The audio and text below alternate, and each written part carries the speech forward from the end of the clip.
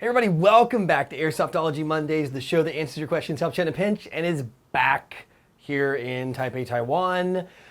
In my office, I'm not going to show you the rest. I cleaned this part up. That's all that matters. You don't want to see. It's a mess. I just got back. I've been jet lagged. I've been like going through everything, and I've got some cool new stuff. First, I want to tell you guys, MOA show. It is a huge show in Taipei, Taiwan. It's going to be the first weekend in December. I'm going to be there at the show, walking around, enjoying it. If you guys are in Taipei, you need to check this one out. It started off not huge, but good size last year, and this year it is like everybody's going to be there. I am blown away. I'll have a link to the MOA show. If you guys want to check it out, it's super cool. It is shaping up to be a very good airsoft show, especially brings in, of course, all the important Taipei and Taiwan around, Taichung and everywhere else, airsoft makers, retailers, and even some reaching over into mainland China, Hong Kong. It is going to be freaking cool. Also, huge news, the web store. Like, you guys have been waiting for patches, right? I hope you realize, I got the TacCity, and you saw the Shiba, you saw that. I've got like 6 new patches and some restocks. It's crazy. So I've got, if you guys are AEG or HPA fans, I got a little reversible one here, If you guys want to kind of say yes or no, if you run both, you can play with it. Well, we all know what that is, right? It's a little fun to kind of let you know what it is. Call Your Hits is back, but now it's in PVC, and man, I'm telling you, it turned out really good. So if you guys had the original woven one, now I'm upgraded it to PVC. Then I got the logos. You've been asking for the logos. I kind of shrunk them down just a little bit because I think they fit a little better. I've got positive and negative logos here in the store. And this is kind of my first slightly naughty patch. This one right here, design, of course I was inspired by this, bubble tea. It's here all over Taiwan. Taiwan's the home of bubble tea. And this one just, well, it's pretty much self-explanatory. Check it out. It's all in the store. Free shipping worldwide on that. I've also got the other 3 patches. I got, I think, a few Make Airsoft Great Agains. And I got the restocks on those other 3. And then the TacCity to go along with the Tactical Corgi. I think like 13 or 14 patches in the store. I'm super excited. In fact, you know what? I'm going to throw a coupon code out there for you guys. We're going to do like 10 off. That's what we're going to call the coupon code 10 off. And it's going to be for you guys in the store. We're going to run it for like a week since I'm doing all kinds of new stuff. Again, remember, free shipping no matter where you live in the world helps to really go support the show and keep Airsoftology running. But anyway, enough about all that. I want to dive into what you're really here for, and that is your questions in the Tippmann mail call.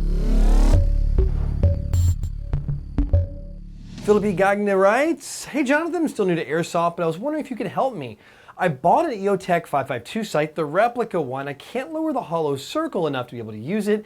I think it may be broke because I turned the screw too much, and now I can't move the reticle. Been there, done that, got a broken EOTech. I'm right there with you, man. Unfortunately, bad news-ish on that one. It's, okay, when you buy a replica sight, like when you're getting them, you're ordering them in from overseas, from China, buyer beware. Quality can vary a lot, especially in something that's controlled like the EOTech replica sights. I mean, those things are locked down, bring them in the States.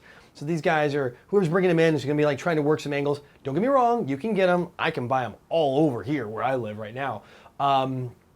But the quality is wild from one end to the other. Unlike the other sites that aren't really replicas, you can get some good quality ones because of the name brands and things like that, or at least well-known ones from the big retailers. Because the EOTechs are, they're like the gray area. Well, they're illegal in the US because of the copyright laws. You're gonna get some junk sometimes, and some high dollar junk, unfortunately. I'm just talking about when you go to turn the thing, the reticle won't go all the way down so you can sight down your rifle. I have absolutely been there. Had you not broke it, I was gonna say you could shim up the back when you put it on the rail mount. In fact, I'll show you here on this. My Virgo review coming, by the way. This is the Virgo, it is. I tricked out with PTS. So when you put it on here, when you mount it on, you're gonna put something underneath the backside so you can, boop, bring it up so that will actually camp the sight down a little bit and get that sight picture just right for you. You gotta kind of basically put something underneath it before you lock it down to make it kind of, instead of being flat, being up like this. I'm over exaggerating, but like a little piece of paper, some rubber bands or something like that underneath it to cant it up. It's gonna bring that sight down for you and let you look down the sight. Now, you've tightened it until it popped. Yeah, what happens is there's a tiny screw in there. There's like a nut in the screw, and if you screw it enough, it literally pulls that nut out of its little plastic housing. and that's it. So you can take it apart. I've had very mixed luck taking those apart. So if you do have it and it's still real high, try shimming up the backside. So let's say, use my mouse here as the EOTech like that. You're gonna wanna put something on the backside so it shims it up. Obviously I'm over exaggerating here, but try to something small, see if it brings the optic down enough. Keep putting stuff under there, locking it down. Of course, there's only so much you can do, but it really doesn't take that much, honestly, to get it canted up just enough. Try to find something black so you don't really notice it. Won't be like that obvious, but that should help you get that sight picture you're looking for. If the dot, you can't move, because the EOTech is like a circle with like a little dot in the center. If you can't move it down low enough, you just want to bring the back of that up so it'll bring that dot. So if you're going to bring the back up, it brings the dot down, and that's where you're going to want to be. Hopefully that'll help you. It's kind of a cheap and easy way to do it. Yeah, sorry on the bad luck, and I've been right there with you on the EOTech replicas. FCA Barcelona writes, what do you think about the SpeedQB tournament at TacCity? I thought it was rigged. What do you think? All right, I wasn't there, so I can't give you a definitive answer on why or what happened. However, it just seems to be bad press. I like the SpeedQB guys a lot. I like the SYG guys. They are cool dudes. There's a lot of great teams that play in that. I know some guys on some of the teams there. All of them seem to be a little disgruntled. Personally, if you, this is just my thought, if you're going to host a game, you're going to host it, your team shouldn't play in it.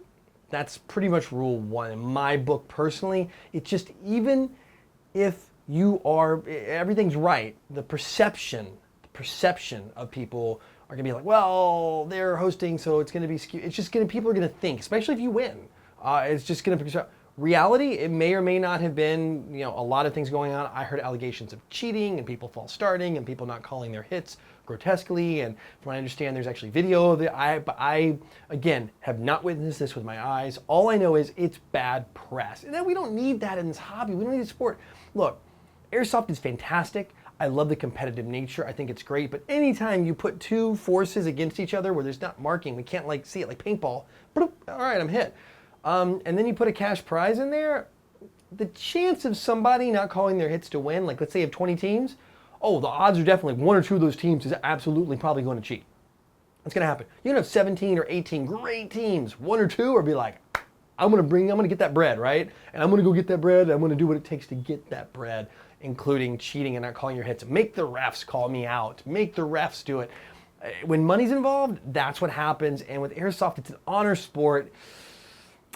I don't know. I just don't know. I think it's just kind of a tough one. I think there are great ways to compete in Airsoft, but this could be a challenge, at least in the format of where it was. I think with more refs, more oversight, more views, I think it's a good learning experience, and I think hopefully the guys from the SpeedQB group, SYG and that, can help look at what happened, take that, run with it, and improve upon it, and take those lessons learned and moved on. That's my positive on it. If I was there and could have witnessed some things, I could give you some firsthand knowledge. I'm always one to be honest, whether it's good or bad. But in this case, I didn't see anything. I've just been hearing and putting the pieces together. But overall, I think that the one thing to talk about here is, unfortunately, bad press. And that's not good. I don't have anything against Speedsoft. I love Speedsoft. I love Milsim. I love skirmishing. I love all the different kinds of Airsoft. It's just unfortunate that something like this happened to put a bad light on part of our hobby. So anyway, that's my 2 cents. I want to know what you guys think, what you've heard. I'm sure that you guys have been in the forums and people have been typing away and Facebook and all that. Were you there? Have you seen videos? I'm curious. Let me know in the comment section below. Fred Rutinsky writes, hey Jonathan, why is it taking so long for the Umarex Elite Force to come out with the GBB and CO2 Glocks in the US when they're already available in Europe and Asia? So if you guys didn't know this, I'm going to shed some light on some things real quick. Umarex, which if you guys in the United States, they operate under the brand for Airsoft Elite Force, but it's still Umarex. Umarex USA and Umarex Germany are totally independent. In fact, there's even Umarex Asia distribution. So you have 3 different operating groups. Now, typically Asia runs parallel to Germany. They run pretty close, although there is a different Asia version for Umarex releases. There's the German and European versions, and then there's the US. They all have different quality control. Now, I do know the Asia and European versions are under the same quality control umbrella, so they're QC'd by the same team. The US version is quality controlled differently, and because they do air guns, they're held to a different standard in America. for airgun safety. It's the ATSM, ASTM. I always get that confused. ATSM or ASTM. Help me out. Let me, which one I got it right. But it's the basically the airgun safety standards, and they have to abide by those. So the reason it takes so much longer for us to get products in the States versus in Asia and in Europe is because there's a different set of quality controls, a different set of standards that must be abided by because that company produces air guns, and that falls under the Airsoft umbrella. So there's a QC manuals like this versus this. It doesn't mean that Germany has a lesser product. It just means that there are more stringent safety requirements when it comes to QC. So it's quality here, quality and extreme safety because of all the crazy laws in the United States. Sometimes I feel like they're a little overdone, but they have to abide by them. That is part of the requirements in law and being a part of it. Other companies that abide by this are like Tippmann, since they make paintball guns. Also, any company that makes an air gun is required to have that same umbrella of quality standards. So it does slow some things down. That maybe gives you some insight of why you always see some delays coming out of the United States versus everywhere else when it comes to the Umarex branded products, and why sometimes they're a little slower, but typically they'll have a revision or two newer with better parts inside of it that of course are at the same time re-released to Asia and Europe. So yeah, that kind of gives you some insight of why and how it works in any of these big companies that operate, that sell air guns, as well as Airsoft in North America. Dippy Lop 3 writes, just getting to Airsoft at age 15, trying out the sport, really enjoy it, but I feel like I'm going to look like an idiot with a two-tone since I live in UK and there's strict laws. So my question is, does the Airsoft community dislike two-toners, and can I spray my gun? Would you advise it for a newbie? So in the UK, if you guys didn't know, if you're under the age of 18, you're gonna have to have, if you wanna play, you have to have a two-tone replica riff. Once you get above that, you can register. I'm simplifying this. I know some of you guys be like, Charlie, you're not wrong in the comment section. I'm oversimplifying this. Once you're the age of 18, you can register with the site and register with the government, and then you can own a non-two-tone, two-color, multicolor gun, and then use it at those fields to play, the sanctioned fields. Then it becomes a registered riff, and you become a registered player as part of the UK. Anyway, just don't want to get too deep. If you're under 18 in UK, if you want to play, you're going to be running a two-tone gun. That's what it is. Like, so basically blue and black, or orange and black, or you know, just different colors.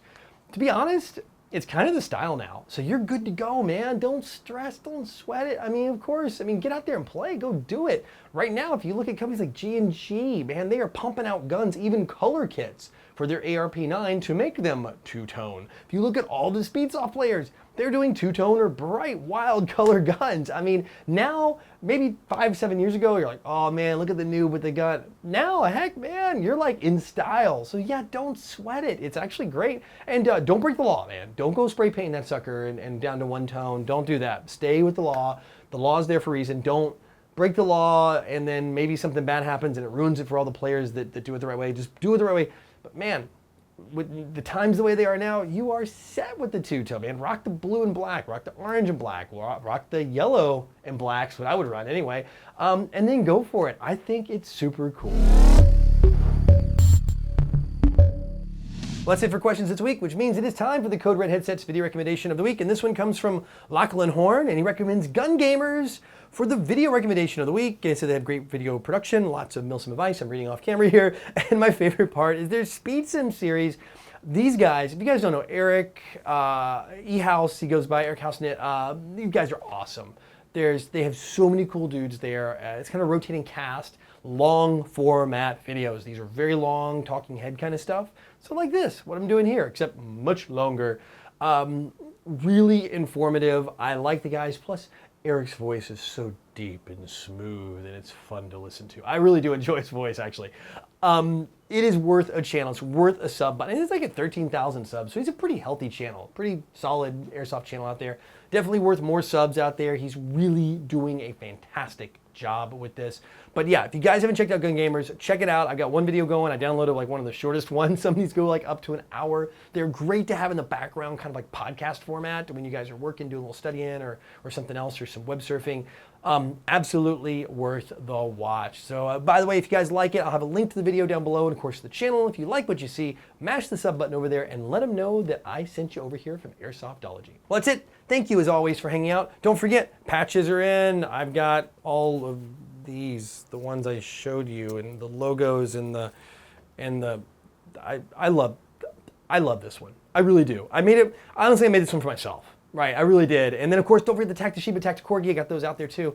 Lots of cool stuff in the store. I got the coupon code running for a week. Just go ahead, don't forget to use the coupon code when you guys check out. And again, as always, it's free shipping worldwide, so don't worry about that one. Anyway, until next week, go out, play some Airsoft, have some fun. Put your questions in the comment section below. But no matter what you do, call your freaking heads.